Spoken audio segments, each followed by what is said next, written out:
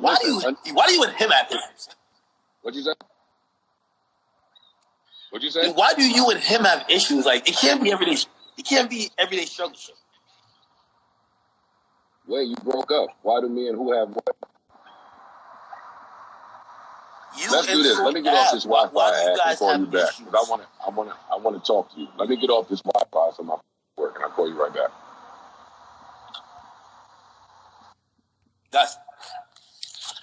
Oh my God.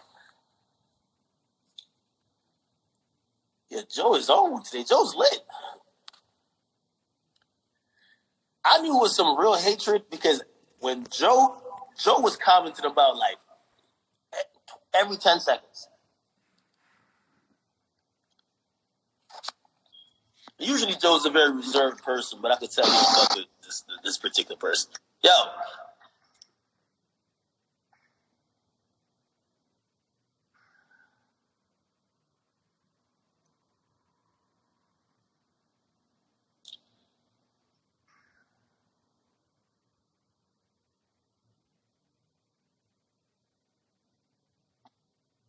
All right.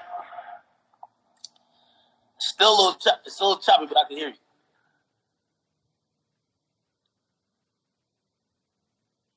Joe, what I'm asking you is, what's the problem with you and Troy? Like, why is it? You can hear me? I hear you.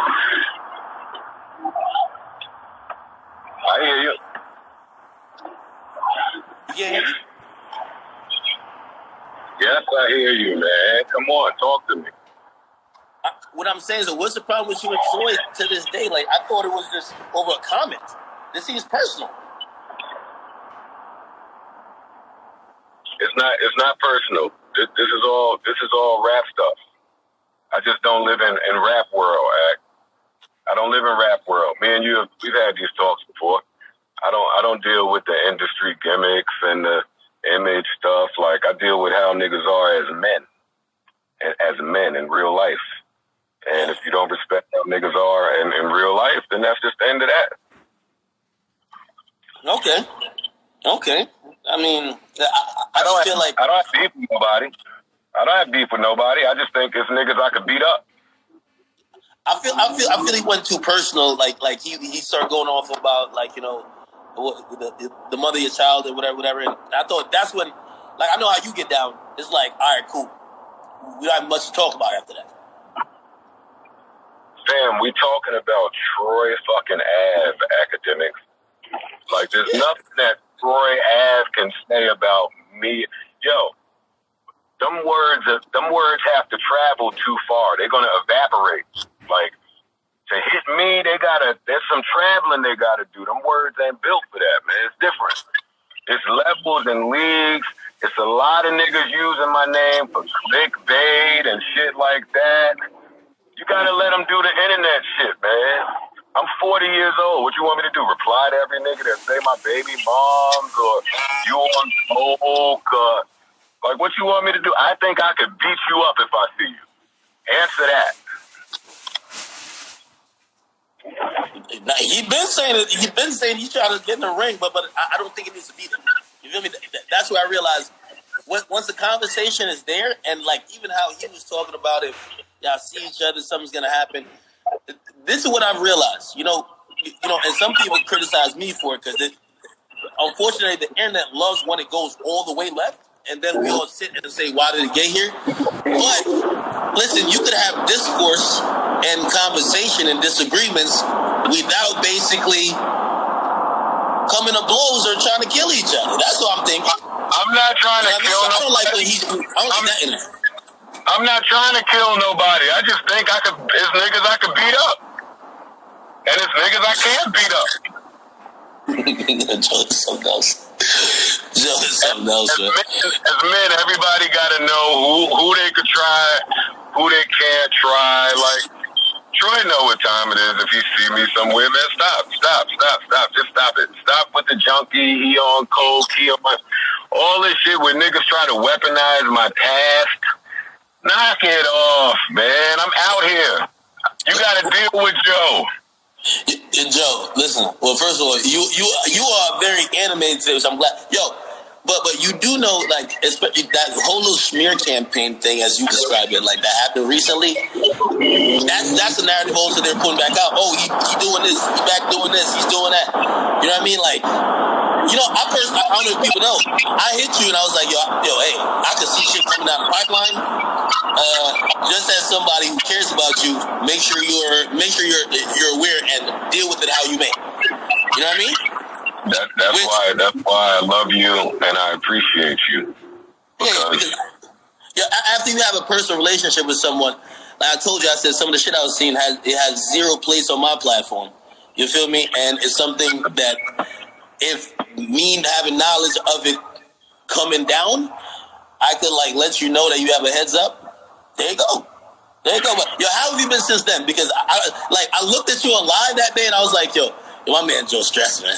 Like, are you looking clear face right now? Like, look like you just got a facial. You trimmed the beard a bit. Like, what's going on, man? Listen, I'm enjoying my vacation. You on vacation?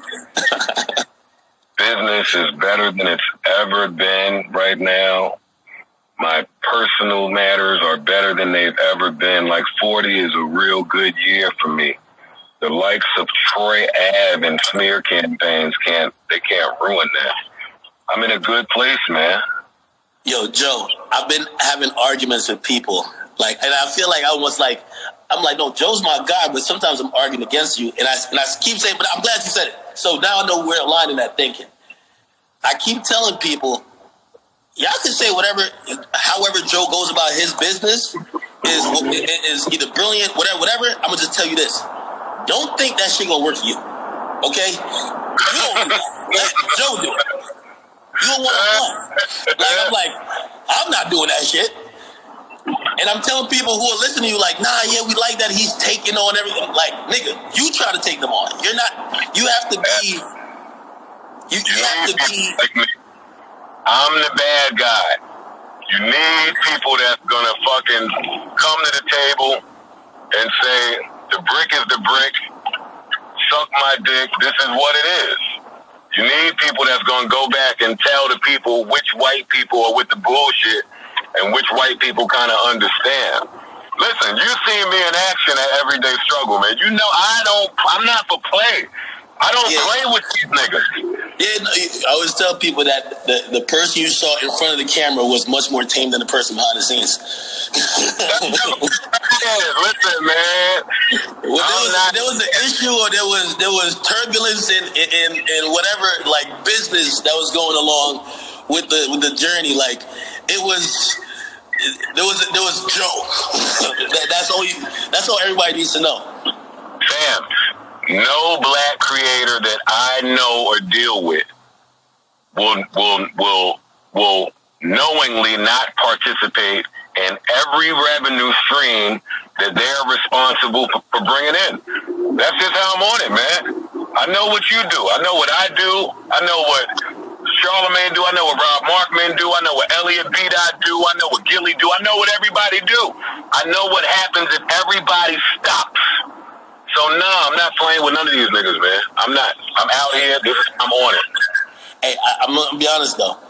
I felt really torn and hurt when I saw you and Charlamagne like kind of have a back and forth, because I do think you guys not only are counterparts, not only are trendsetters for just everybody and just content, entertainment, and just all the personalities that's in this hip hop shit. You guys do shit a different way, and I was watching y'all kind of go back and forth, and I was like, feels like a messy breakup, and I'm like a stepchild. No. Let me be clear. That was stupid. Really? Fam, who's into multi-millionaires fighting? Like Charlamagne is a multi-millionaire. Mm-hmm. Joe is a multi-millionaire. Mm-hmm. Charlamagne want to help black people. Joe want to help black people. Anything in between that is ego and emotion. And we don't need that. That ain't what we on right now. If niggas want to not fuck with each other, cool, but everybody using their platform to tear down other black niggas, it ain't really the time for all that. Charlamagne could do everything that he's doing and it not interfere with me. And I could do the same.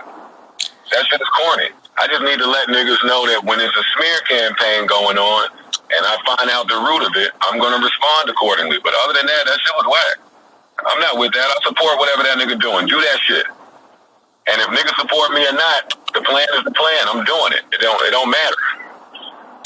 Well, I seen you. The Joe Budden Network is a thing now. If it wasn't already, but I see you pretty much announcing a slate of shows or something like that. Because I see you announce that there's a podcast with some women. I think Bridget Kelly's a part of the group. Let me ask you, and again, I want to remove whatever you got going on because, we've had not only debates about hip hop, but debates about business and how we see shit, right? You went through the music industry. You've seen the finesse, the screw up. You the first nigga who told me, when they tell you it's the good look, that's the finesse. And I was like, because we're getting mad opportunities thrown at us, right? I'm listening to everything you're saying. Which, by the way, I still believe, which if no one ever knew, we were supposed to be on Wild 'N Out. Joe definitely turned that out. Joe definitely turned that bullshit. Yeah, we were, nigga. Yeah. Because I was just happy to be there. I was like, yo, let's do Wild 'N Out. Yo, everyday struggle, Wild 'N Out. Let's go. Joe was like, why? You start asking all type of questions. I'm like, this nigga, man. Yeah, listen, that's how they get you when you're just happy to be here, man. We don't have to be happy to be here. You built an empire, nigga. Fuck is you talking about? What we happy to be here about? We built this shit from the crib. No help, no funds, dolo, us, alone, own it. Y'all calling me, nigga. And I fuck with Nick, so don't get this wrong. I fuck with Nick and Wild 'N Out, but that's just where we at, man. It's a new day. If the creators don't do something now, then you're just gonna be fucked in 2030 and 2040. Our kid's gonna be fucked. My kid is 19 trying to rap. What I look like taking something because it's a good look, nigga? No. Yeah. Hey, let me also. So I guess this is the business question I want to ask you, right? So when I'm listening to you and I listened to every rant you probably, did about some shit to have to do with that space and top level business shit. I listened to it like 30 times just because you need to absorb information from people who have access to be in those doors and actually have those conversations and also be in a place to make those decisions. So I'm listening to you and I say this. If I'm going with what Joe is saying, which I agree with some, then some I'm like, huh? But I say, and this is where my background comes. I'm like, Joe, why are you not doing this shit independent? Like, why even do that rant? Why even do that rant at a company when in reality you know how much you bring? You could do it independently because I started thinking about myself. I'm like, nigga, I just did this shit myself then because the rant wasn't for me. The rant wasn't for me. Yeah, I could. The rant wasn't because Joe was angered about something. Yes, Joe could do it. Listen, Joe could do it himself. Joe could do it himself. Joe could do it independently. I know the route. I know the rules. I know how it goes. The rant was to tell the only way that it's effective is if every creator after me knows what's going on. Like, Joe's not that important, Joe's not that important where I said, yo, Spotify is fucking up. Like, who gives a fuck? Joe said some shit. Get Joe the fuck out the building. Wait. So it was not a negotiation tactic? Because a lot of people say, No. I've recorded every conversation between Spotify and myself. I have never asked for a dime. I didn't ask them to come back with something. I didn't ask them, hey, respect me. No, I did what you're supposed to do, which is, hey, I did the same thing I did with me and you at Everyday Struggle. During the taping of Everyday Struggle, Joe had a lot of issues. Yeah. The only time to really express that and receive an answer is when the contract is about to end. Yeah. So that's what happened. The contract was about to end. It was a bunch of shit that I wanted answers to. I asked. They didn't answer. I said, I got to go. Because a lot of people... I wouldn't want more money from the people that I'm saying don't understand. I wouldn't want more money. See that? Maybe some... What it could be misconstrued is that when you keep saying they don't know, they don't understand the worth of what I brought here. Period. Wait. Period. That don't say, hey, offer me more money and I'm going to stay. That says, oh, shit. These people that you're working with, they just don't see. There's some white people that understand and see, and there's some white people that do not. All it meant was, all right, these white people don't get it. So if you want to go try to convince them, you can. But I'm not asking for a seat at a table I built. Know what? I'll go build another table. Hey, if Complex fire you tomorrow, that ain't the end of Akademiks. Akademiks is gonna go build another fucking table with Chief Keef Jr. or whoever the fuck you be talking to out there. All right. So, and I guess me. I'm trying to understand. I'm telling you. You know, I'm such a student in the game. I listen to everything, and I hear different things every time I listen. So when I'm listening to you say that, the question that comes up is, why go help anybody build the shit? Why not just get the resources and build it yourself? Because when you build it, when you help build it for somebody else, they don't value you. Do you remember the first 6 months of everyday struggle where Chop would say shit like, oh man, listen, anything y'all want, y'all can get with the numbers y'all are doing. Yeah. Oh man, listen, the boss is looking at the numbers, man. They never seen no shit like this, man. Anything y'all want to do, it can happen, man. Remember that? Yeah. That's what happens everywhere. When you build some shit in front of people that weren't able to build it, they're gonna be marveled by it. But once it's there, all right, we got that. So fuck y'all. The magic leaves. So that's what happened with Spotify. The first year, I never seen no shit like this. Oh shit, this is crazy. Whatever you want. Vacation for 7 months, nigga. But once it's built, you can move the goalposts around. You can say, your numbers, they not really, nigga, no. But okay, so that's why I fire back at you and I say, yo, I look at you and I say, I was there with you at Complex. Do you remember, and I'm citing specific examples, everybody had bonuses that worked there full time. When the channel went from 1 million to 2 million subscribers, the fastest ever, when we got there. 1 million to 2 million. Everybody got bonuses. Yeah, hooray. They got like plaques. Everybody has a sign in their office. And we looked at each other and said, we did this. Right? Now, okay. Yeah. Okay. There you go, buddy. I'm with you. There's value there. So now I'm looking at you after Complex and say, Joe, you know you finna build some shit, dog. Why don't you anticipate that you could be properly appreciated and properly valued if you built it or helped build it? Because again, if we knew that was going to be the case, I'm pretty sure in our contracts at Complex when we first got there is every 250,000 subscribers y'all get on this channel that we're the only show doing daily uploads on, we get to go we get these bumps in pay rates or these bonuses or fuck it, like it turns into these other things that could be, maybe equitable, whatever the case is. Why did it happen at Spotify? Well, let me start with, I come from the streets. I'm not street. I'm not gang. I'm not tough. I'm not none of those things. But I come from the streets. And when you come from the streets, you kind of just figure that people will do the right thing if you do the right thing. Because there's this code of ethics. And if you don't do the right thing, a nigga will come blow your brains out. Yeah. So with Spotify, I thought that they would do the right thing. Because they had been being robbed by record labels for so long.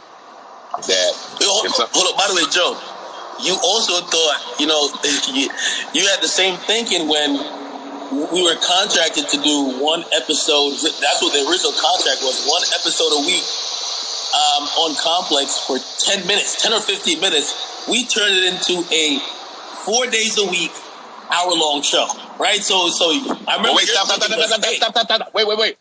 So the normal person would think that if you set up a gold mine Monday through Thursday, that somebody would be happy to pay for the Friday, right? No, of course, but hold on. Were they happy to pay for the Friday? No, but here's the thing. Hold on. This is what I'm saying. This is where like. Wait. No. Let me stop because I got to explain to you. Mm-hmm. The same way they wasn't happy to pay for the Friday act, the same way they took our gold mine that we created and tried to get funny with that Spotify ad money. They got a $250,000 from Spotify and told me and you we get $10,000 extra dollars.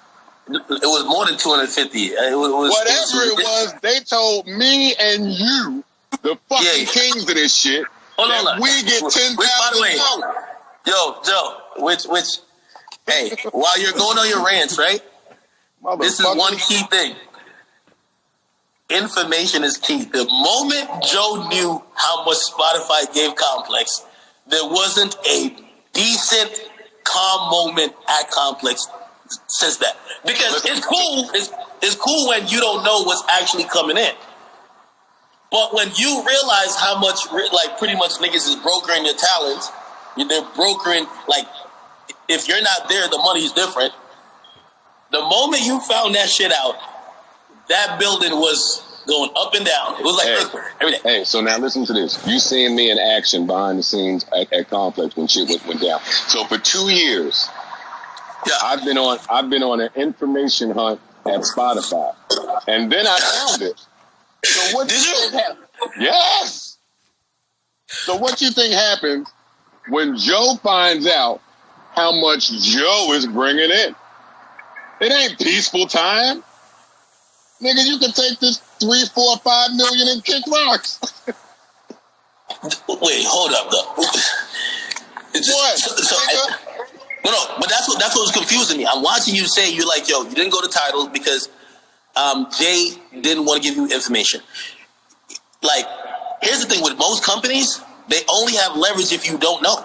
The leverage is gone if it's too transparent. So when I'm listening to you and you're saying... There's no such thing as a secret. So when I'm